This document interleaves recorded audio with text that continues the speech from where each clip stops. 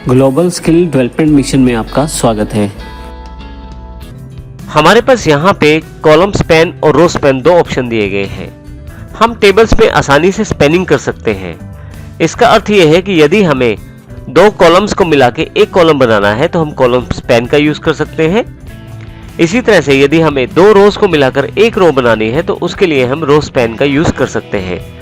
जैसे ऊपर की तरफ दिया गया एग्जांपल, यहाँ पे दो कॉलम्स को इकट्ठा करके राइट हैंड साइड पे एक कॉलम बना रहा है तो ये कॉलम स्पैन कहलाता है। इसी तरह से नीचे की तरफ दिया गया एग्जांपल दो रोज को मिला के एक रो बना रहा है, इसको रो स्पैन कहते हैं। कई बार हमें डेटा डालने के लिए इस तरह की स्पैनिंग की आवश्यकता रहती है। जैसे कि मान लीजिए कॉलम स्पैन में आप एक टाइटल देना चाहते हैं ऊपर की तरफ, तो एक छोटे से सेल में ना देकर आप उसे उन दो कॉलम्स को मिलाकर एक बड़ा सेल बनाते हैं और उसमें आप वो डेटा प्रोवाइड कर सकते हैं। अच्छी तरह से समझने के लिए आइए हम 43.callspan.html प्रोग्राम की जानकारी लेते हैं। हमारे पास यहाँ पे callspan 43.callspan.html प्रोग्राम है। डबल क्लिक करके इसे मैं ओपन कर लेता हूँ।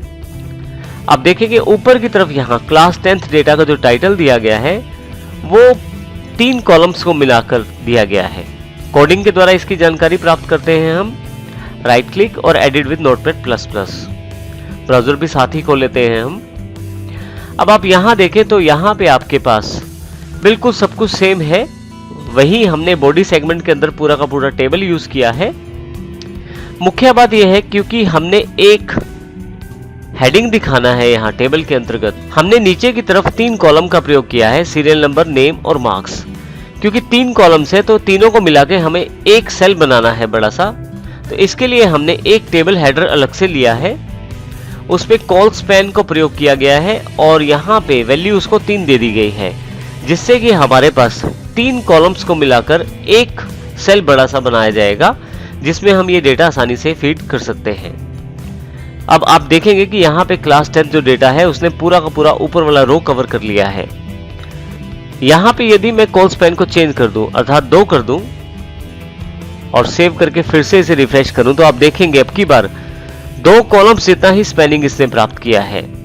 तो इस प्रकार आप अपनी आवश्यकता अनुसार इसे चेंज भी कर सकते हैं।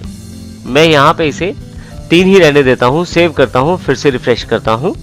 आपके पास 3 छोटे छोटे सेल्स को मिला के जिसमें कॉलम्स है तीनों के तीनों, एक बड़ा सा सेल बना दिया गया है। तो इस तरह के डेटा अरेंजमेंट को हम कॉलम स्पैन कहते हैं।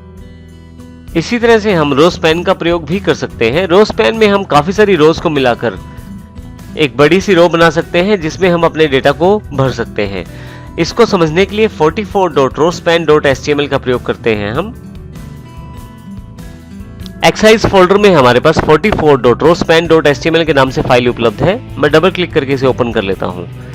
आप देखेंगे यहाँ पे राइट हैंड साइड की तरफ टीचर नेम सुधीर कुमार दिया गया है जो तीनों का टीचर है।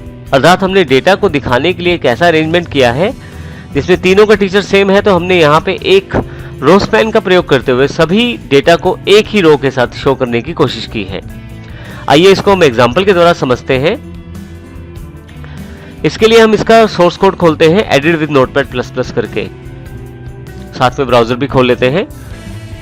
अब यदि यहाँ ध्यान दे तो कॉलम स्पैन हम समझ चुके हैं जो कि ऊपर की तरफ डेटा दिखाया गया था। नीचे की तरफ हमारे पास रो स्पैन को यूज किया गया है। रो स्पैन का प्रयोग करने के लिए हमने कुछ इस प्रकार सेटअप किया है जिसमें जो दूसरी रो है उसमें 4th डेटा ना डालकर हमने रो स्पैन एलिमेंट को प्रयोग किया है 4 का अर्थ यहाँ पे अगले 4 रोज को मिलाकर एक रो बनाने से है। तो यहाँ पे टीचर का जो नाम है सुधीर कुमार है, ये डेटा हमने शो किया है। अब यहाँ पे जितनी भी रोज हैं आपकी, उन सभी रोज को उसने इकट्ठा किया है और एक बड़ा सा बॉक्स हमें दे दिया है। अब यहाँ पे यदि आप ध्यान दें तो डेटा को दिखाने का एक अच्छा सा माध्यम हमारे पास है रो स्पैन के जरिए। इसमें आपके पास हर बार टीचर अलग से नाम दिखाने की जरूरत नहीं है। हर रो में आप केवल एक बार इन रोज को स्पैन करके आसानी से वो डेटा दिखा सकते हैं। तो इस प्रकार के अरेंजमेंट को हम लोग रो स्पैन अरेंजमेंट कहते हैं। आप रो स्पैन अरेंजमेंट को चेंज करके भी देख सकते हैं कि क्या फर्क पड़ेगा। जैसे मैं यहाँ 3 कर देता हूँ, सेव कर देता हूँ, रिफ्रेश करने में केवल 3 रोज तक ही इसका डेटा जो है समराइज हो पाएगा। 4th रो जो है वो ब्लैंक रह जाएगी।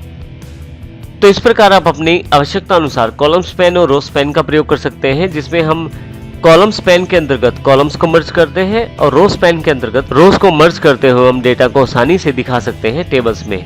इसमें हम आवश्यकता अनुसार अपने डेटा को दिखाते हैं।